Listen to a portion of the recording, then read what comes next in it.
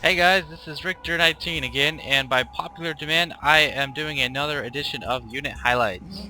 I did the numbers, and it looks like Thor and the Corrupter were the top voted. I did have a lot of Infestor votes as well, but I feel like in my other videos, the Infestor was kind of beat to death. I used it so much, so I will do that later, but not now. So let's get started. The Thor is a massive armored Terran unit. Its base armor is 1.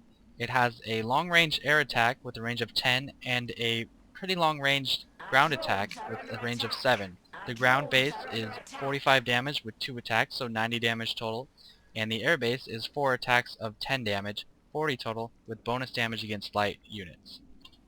The Thor receives 5 bonus damage from each ground attack upgrade, which makes it very effective against Zerg Hydralisks because once it reaches that 90 threshold, even if the Zerg does have an armor upgrade, a Thor can still one-shot a Hydra.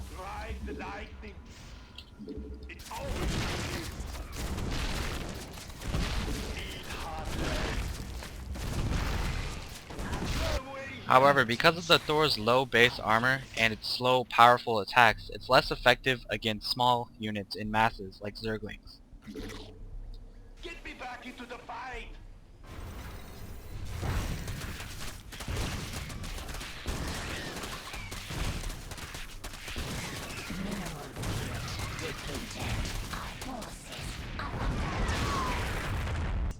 The Thor possesses an ability that does not require research. It is a 250mm strike cannon, it costs 100 energy, and it damages a unit or structure for 500 damage over 6 seconds, and it also stuns that target for the entire duration. It's mainly effective on large units such as the Ultralisk or Colossi.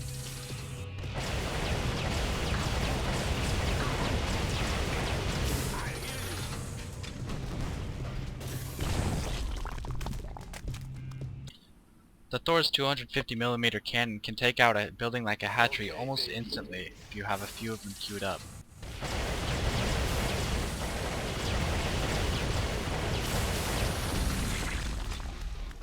You wouldn't think the Thor would have any way of getting to this island in the corner of the map.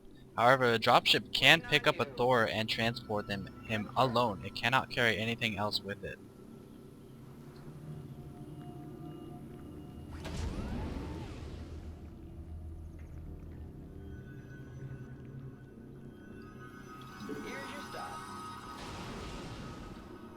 However, if the dropship is destroyed while carrying the Thor,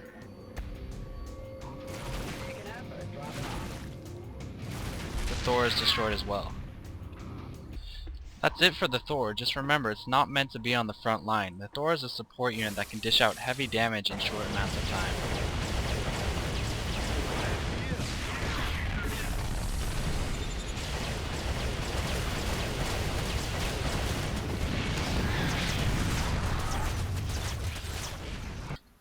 Now let's move on to the Corruptor. The Corruptor is the Zerg's secondary anti-air unit next to the Hydralisks. It's a flyer and it can only attack air. Its base armor is 2, and its base attack is 12 plus 10 damage to massive units. With each upgrade, it gets 1 bonus damage and 1 bonus damage to massive units.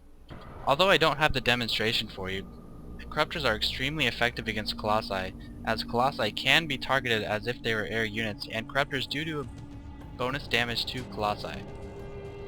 As I mentioned in previous videos, Corruptors having such high armor are effective against units that have small attacks but attack quickly. Watch how it fares against this battlecruiser.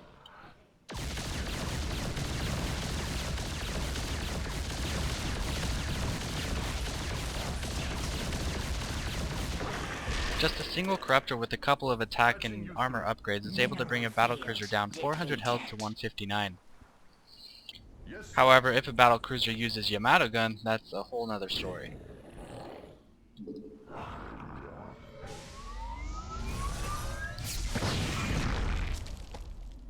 In addition to their powerful anti-air capabilities, Corruptors can also corrupt an enemy building, disabling production and also disabling any defensive capabilities that building has.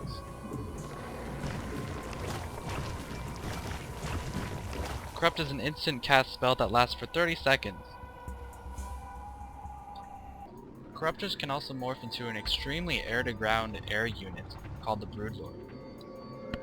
Morph costs 150 gas and 150 minerals and takes 34 seconds, but this unit is rivaled by no ground unit and can only be countered by air units. Corruption is an ability that hasn't seen much high-level play, although it is useful in supporting your ground units when trying to assault something like a planetary fortress.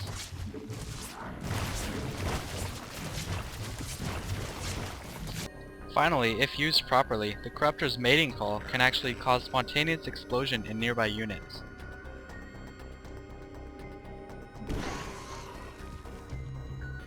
That's it for this week, guys. Thanks for tuning in to another unit highlight video. And if you have more suggestions on which units to cover next, just let me know in the comment box. Thanks.